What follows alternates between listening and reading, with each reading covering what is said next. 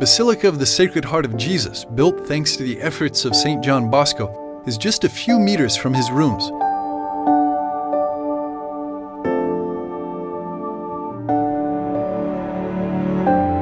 This basilica also contains the most significant Marian place for the Salesian family. We are in the Basilica of the Sacred Heart of Jesus. We stay in the Basilica of the Sacro Cuore, a very special basilica because it was a temple that Pope Pius IX requested from Don Bosco. Don Bosco comenzó la construcción con mucho sacrificio. Don Bosco began the construction with much sacrifice, thinking it would be dedicated to Saint Joseph initially, and there was a time when they had to suspend it because they had no financial means whatsoever to continue it. After Pope Pius IX died, Pope Leo XIII, after a while, tells him, Don Bosco, I want to ask you this. You have to continue this work, and I will start by helping you a little. Don Bosco took this as a great duty because he understood that a request from the Pope from him and the Salesians is, at minimum, something that must always be taken seriously. Es algo que siempre hay que tomar muy en serio. Pope Leo XIII pointed out to Don Bosco that at the time there was no church in Rome dedicated to the Sacred Heart of Jesus.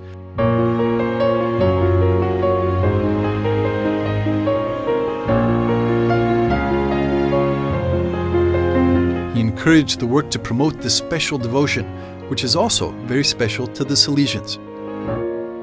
Es una devoción en la iglesia cada vez. It is an ever-deepening devotion in the Church because it speaks of this unconditional love of the Lord Jesus for humanity, for all of humanity. For us Salesians, it's very special. Also for the Basilica, also for the Temple of Tibidabo that we have in Barcelona, and because we have all the houses of formation under the care and sponsorship, the protection of the Sacred Heart of Jesus. Del Sagrado Corazón de Jesús. But the construction project was too much physical effort for Don Bosco. La construcción de este templo. The building of this church, all the sacrifices, all the trips he had to make to Spain and France to seek help to finance it, also ended up sending Don Bosco much closer to death. In fact, it was inaugurated on the 17th of May 1887, and Don Bosco died on the 31st of January 1888. De 1888.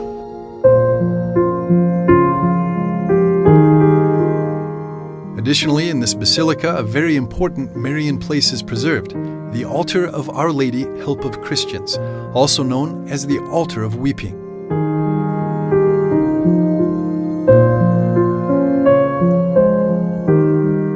Este altar que vemos aquí con este cuadro. In front of this altar that we see here with this painting, everything is original.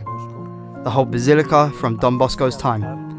In front of this altar, on May 16th, 1887, the day before the consecration of this basilica, Don Bosco celebrated the Eucharist at 6:30 in the morning. Una Eucaristía.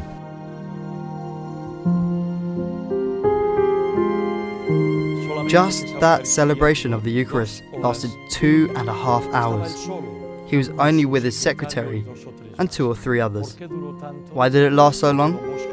Because Don Bosco was so moved that he could no longer celebrate the Eucharist, because he cried and became emotional. In fact, 15 times he interrupted the celebration, which is why we know it as the altar of Our Lady Help of Christians, the altar of the tears, of Don Bosco's weeping, but also of great joy. It was at that moment that he understood that she, Our Lady Help of Christians, had done everything, had accompanied him and led him by the hand in all his missions throughout his life.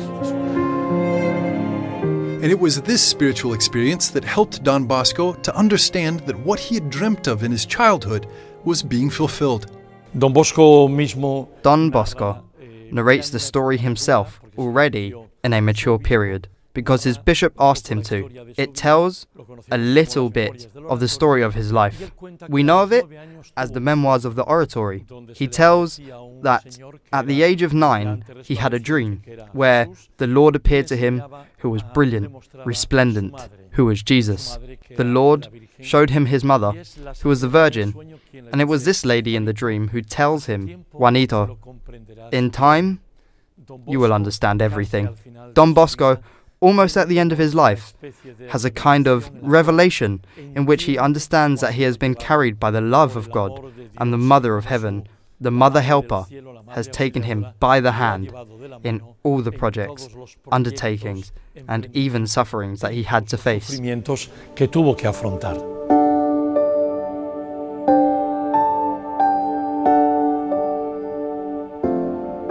And here you can see just how important the advocation of Mary, help of Christians, was for Don Bosco and the entire Salesian community.